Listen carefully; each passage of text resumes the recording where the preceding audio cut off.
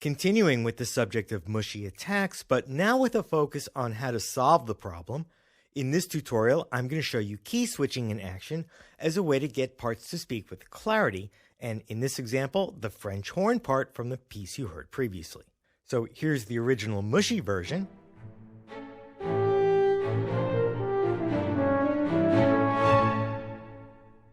Now, for the same reason that the violin sound in this piece didn't speak clearly enough for the faster notes, here again we have a sound where the natural attack is too slow to pronounce, if you will, a staccato note.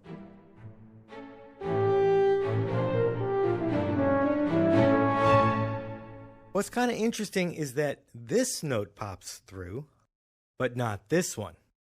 And that's because the sound I'm using has a legato feature, so if two notes overlap, as they do, the second note will be heard as a legato continuation of the previous note and it won't re-attack.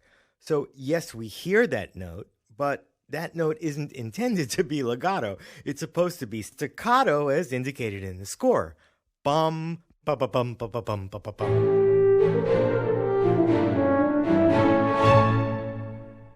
And we have finally arrived at a version of this part where every note speaks with clarity. No more mush.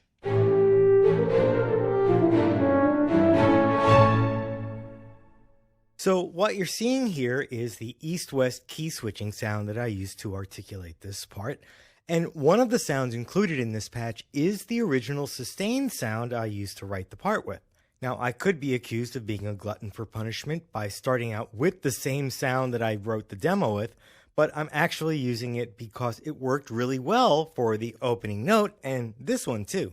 So starting with that articulation, I then switch back and forth between that sound and a staccato articulation. And then I switched to a different sustain articulation, which I chose because the particular attack characteristics and timbre of that articulation suit my musical intentions better than the other ones. And then back to the other sustained legato sound because, again, the character of that articulation sounded better for that note.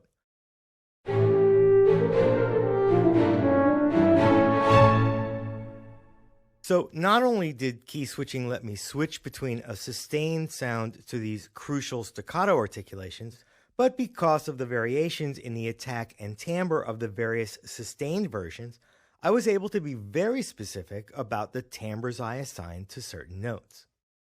So now let's see how well we fare using key switching to improve the sound of that cello part. Here's the original version using an east-west solo cello sound.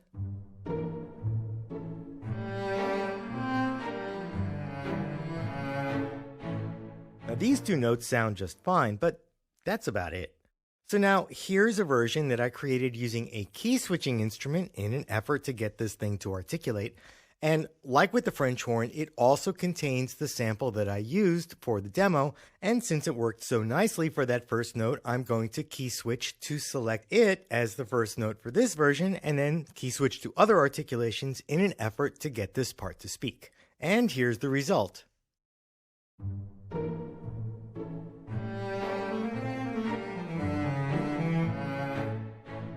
And that kind of doesn't sound so great.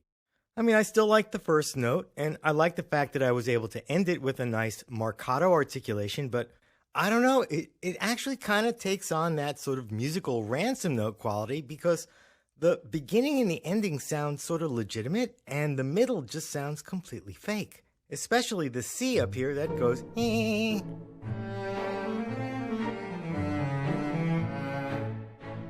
And believe me, I tried every combination that I thought would work, key switching between different articulations in this instrument to try to get a good sounding result, and this is the best I could do. And it's just not good enough.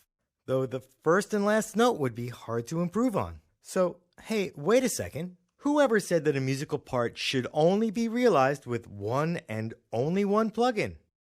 And that's what I'll be talking about next.